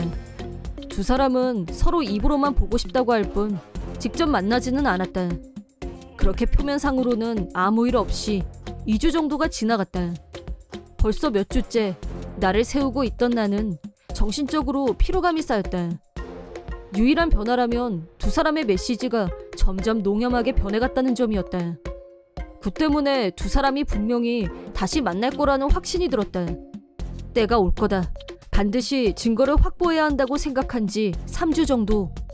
마침내 아내가 고향에 가서 친구 좀 보고 올게. 라고 말했다. 나는 최대한 무심하게 반응했다. 저녁을 먹다가 아내가 툭 던졌을 때 긴장한 건 사실이다. 언제 갈 건데? 다음 주 화요일 1박만 하고 올 거야. 절친인데 하루 재워준대. 하필이면 화요일이었다. 내가 가장 바쁜 요일이었다. 주말에 내려가지 않는 건 만에 하나 내가 따라가겠다고 하면 일을 망칠 수 있으니까 머리를 쓴 거겠지. 동창회에서 다시 보니까 너무 반갑고 좋더라고. 다음에 또 보기로 약속하고 헤어졌거든. 그 집에 가서 자도 남편이나 애들은 괜찮대? 처음 보는 사이인데 그렇게 신세져도 돼? 그게 뭐 어때서. 괜찮아. 아마도 불륜남과 어느 호텔에서 만나기로 했겠지. 핑계거리로 만들어낸 절친에 대해서는 설정이 꼼꼼하지 못했던 모양이다. 알았어. 잘 다녀와. 잘 놀고 올게. 아내는 무사히 시험을 통과한 얼굴이었다. 죄책감 1도 없이. 나는 이혼 결심을 더 굳혔다. 아내는 가볍게 말했지만 당신 월급 진짜 쥐꼬리만 하다. 라며 틈만 나면 월급을 갖고 나를 무시했던 것도 이유 중 하나였다. 아마도 집에 돈이 없는 걸 자기가 노는 탓이 아니라 돈 못 버는 내 탓으로 하려던 거 아닐까. 전업주부 한 명도 건사하지 못하는 무능한 남편이라는 꼬리표를 붙이고 싶어하는 것처럼 들렸다. 나도 아내에게 따진 적이 있었다. 당신 재취업은 언제 할 거야? 하다못해 알바라도 할 수 있는 거 아니야? 그랬더니 아내한테서 이해하기 어려운 말을 들었다. 당신이야말로 정사원 월급이 그것밖에 안 되면 알바 하나 더 해야 되는 거 아니야? 이런 입씨름을 지난 2년간 끊임없이 되풀이하면서 누적된 피로감과 불륜이란 변수에 남은 애정마저 삭제됐다. 아내가 책정한 내 한 달 용돈은 10만 원. 월급이 적어서라는 게 이유였다. 과연 내 월급은 그 정도로 적은가? 객관적으로 그렇지 않다고 생각한다. 도저히 인정할 수 없었지만 장래 아이가 태어날 때를 대비해서라고 하면 반론할 수가 없었다. 이토록 주머니가 얇은 내가 뭉칫돈이 나가야 하는 흥신소를 찾아가는 건 상당한 결심이 필요했다. 그런데도 불구하고 나는 아내의 디데이를 알게 된 다음 날 바로 흥신소를 찾아가 의뢰했다. 아내의 예상대로 나는 화요일만큼은 절대 회사를 쉴 수가 없었다. 불륜 증거 수집은 불가피하게 흥신소에 맡길 수밖에 없었다. 흥신소는 내 기대를 저버리지 않았다. 불륜남 차 안에서 키스하는 아내와 불륜남, 호텔에 들어갔다가 나오는 장면 등 결정적인 증거를 손에 넣을 수 있게 됐다. 흥신소 보고서에는 화요일 11시에 체크인을 해서 다음날 낮 12시에 체크아웃한 걸로 나와 있었다. 24시간 이상을 호텔에서 보낸 것이다. 한 달 만에 만나서 얼마나 반가웠을까. 불륜남에 대한 신상조사도 끝났다. 아내의 고교 졸업 앨범이 상당히 도움이 됐다. 역시 놈은 아내와 동창이었고 동창회에서 만난 후 호텔로 간 게 분명했다. 아내와 불륜남은 이제 완전히 불이 붙은 것 같았다. 아내는 주 1회 고향으로 내려갔다.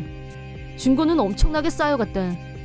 결국 내가 흥신소에 뿌린 돈은 500만 원이 넘었다. 한편 아내의 핸드폰을 본 바로는 불륜 당사자들은 자기들의 행동이 전혀 들키지 않을 걸로 믿고 있는 눈치였다. 우리 남편 아무것도 몰라. 우리 불륜도 너무 완벽하게 잘하지 않아? 라며 완전히 자화자찬 모드에 빠져 있었다. 아내의 착각을 뒤로하고 나는 이혼을 위한 빌드업을 착실하게 진행했다. 드디어 변호사가 이혼 준비 첫 단계인 내용 증명을 아내와 불륜남에게 발송했다. 업무 중에 아내한테서 연락이 왔다. 가만히 있다가 갑자기 웬 이혼이야? 이게 말이 돼? 난데없이 이 서류는 뭔데? 나 지금 정신적 고통이 이루 말할 수 없다는 거 알아둬? 이거 다 위자료 청구할 거야. 어떻게 하면 이토록 비객관적일 수 있는지 듣고 있다가 빵 터지고 말았다. 나는 선을 그었다. 위자료 낼 사람은 너야. 이혼 서류에 사인이나 잘해놔. 아내는 히스테리 발작을 일으켰다. 도저히 말이 안 통했기 때문에 다시 변호사와 같이 얘기하기로 했다. 며칠 후 우리 집에서 나, 아내, 불륜남 그리고 변호사가 한자리에 모였다. 거기에 내가 부르지도 않았는데 장인 장모까지 올라오셨다. 아내는 자기가 불륜했다는 말은 쏙 빼고 내가 일방적으로 이혼하자고 한다는 식으로 말을 한 모양이었다. 아내와 마찬가지로 장인 장모도 히스테리를 부리면서 나한테 욕을 했다. 장인이 큰 소리치면서 너 내 딸을 버리겠다는 거야? 위자료도 10억 내놔! 아내는 지원군을 만나 기세가 등등해졌다. 아무 근거도 없이 자기들끼리 금액을 미리 정한 모양이었다. 위자료 10억을 저더러 내라고요? 한심애가 불륜을 했는데 뭐 내 딸이 불륜을 했다고? 조금 전까지 승기를 잡고 있던 아내의 얼굴이 굳어버렸다. 자기한테 상황이 유리하다고 착각하고 있었던 모양이다. 다수결로 정하는 일이라면 내가 완패했을 거다. 하지만 변호사가 나서서 증거를 제시하며 설명하자 형세가 완전히 역전됐다. 저는 10억까지는 요구 안 할 거고 파격적으로 3천만 원씩만 청구합니다. 나는 아내와 불륜남을 보며 말했다. 아내는 성질을 내며 거부했다. 전업주부가 그런 돈이 어디 있다고 달래? 내가 전업주부 하라고 했어? 네가 게으름 피운 거잖아. 네 자신을 탓해. 나는 따끔하게 한 방 날려주고 깨끗하게 이혼했다. 불륜남은 자기 아내한테 들켜서 똑같이 위자료를 3천만 원 지급하고 이혼했다고 한다. 그리하여 전처는 양쪽 위자료로 6천만 원을 내야 되는 처지가 됐다. 전처와 불륜남은 고향에서 얼굴도 못 들고 다니게 됐다. 이미 소문이 파다하게 일대를 장악해버렸기 때문이다. 전처는 장인 장모에게 손절당한 후 허름한 아파트에 살면서 위자료를 갚기 위해 마침내 알바를 시작했다고 한다. 앞으로는 고등학교 동창회가 열려도 두 사람은 두 번 다시는 갈 수 없을 것이다. 나는 부모님과 셋이서 살고 있고 부모님이 워낙 강아지를 좋아하셔서 마당에서 강아지를 키우고 있었다. 아빠는 강아지를 너무나 사랑한 나머지 앞마당을 강아지 전용으로 개축해서 마당에 있던 거추장스러운 것들을 전부 제거하고 강아지가 마음껏 뛰어놀 수 있게 만들었다. 대신 강아지가 밖으로 빠져나가지 못하게 여닫이가 가능한 철조망을 설치해서 강아지가 뛰어노는 시간에만 앞마당을 막아놨었다. 회사가 쉬는 날이면 아빠는 마당에서 강아지와 몇 시간이고 같이 놀았고 엄마도 옆에서 같이 그 시간을 즐겼다. 그런 부모님의 영향을 받아서 나도 강아지를 정말 좋아했는데 우리 가족을 힘들게 하는 사람이 있었다. 그건 바로 앞집에 사는 한심애 씨였는데 자기 차를 주차하기 위해서 매번 우리 마당에 자기 차를 한 번 넣은 다음에 주차를 했다. 노는 시간 이외에는 마당에 강아지를 묶어놨기 때문에 위험하니까 삼가달라고 말로 주의했지만 한심애 씨는 전혀 고치려고 하지 않았다. 우리 차는 마당 옆에 따로 만들어 놓은 자동차 전용 공간이 있어서 평상시에는 철조망을 치면 드나들기 귀찮아서 거의 하지 않았었는데 어쩔 수 없이 철조망을 계속 펼쳐놨다. 이러면 마당을 침범하지 않을 줄 알았는데 한심애 씨는 철조망을 자기 멋대로 걷어내고 여전히 우리 마당에 차를 넣었다가 주차를 했다. 그걸 본 부모님이 남의 집 마당에 함부로 들어오지 말라고 화를 냈지만 한심애 씨는 그거 조금 들어온 걸 갖고 뭘 그렇게 따지나? 마당이 다른 것도 아니고 라면서 전혀 반성하는 기미가 없었다. 마당에는 강아지가 있기 때문에 위험하니까 제발 그만하시라고 알아듣게 말했지만 한심애 씨는 묶어놨는데 어떠냐며 무시. 우리가 하는 말은 전혀 들으려고 하질 않았다. 경찰에 가서 말을 한 적도 있었는데 주차할 때 잠깐 침범하는 정도 아니냐며 경찰에서는 별로 대수롭게 생각하지 않았다. 서로 잘 타협하시는 게 좋지 않냐며 알아서 해결하라는 분위기였다. 어떻게 하면 좋을까 고민하는 와중에도 한심애 씨는 여전히 우리 마당을 주차 확장 공간으로 쓰고 있었고 그러다 악몽 같은 일이 벌어지고 말았다. 그날 나는 휴일 출근을 하게 돼서 일요일이지만 회사에 나와 있었다. 일하고 있는데 집에서 전화가 왔고 엄마가 전화기를 붙잡고 울면서 포치가 라며 계속 울기만 했다. 무슨 일이냐고 아무리 물어도 엄마는 울기만 할 뿐 말을 잇지 못했다. 걱정이 된 나는 일을 하다 말고 집으로 달려갔다. 회사하고 집은 걸어서 갈 수 있을 정도로 가까웠기 때문에 차로 달리면 몇 분이면 도착할 수 있었다. 엄마는 피투성이가 된 포치를 안고 오열하고 있었다. 아빠는 한심애 씨를 향해 열변을 토하고 있었다. 한심애 씨 차에도 혈흔이 묻어 있었다.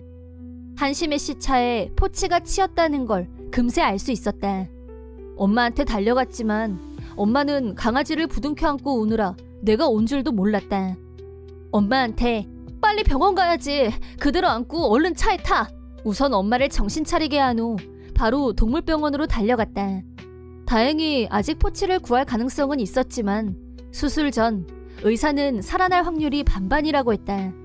엄마는 완전히 무너져 내렸고 나도 절망감으로 눈앞이 캄캄했다.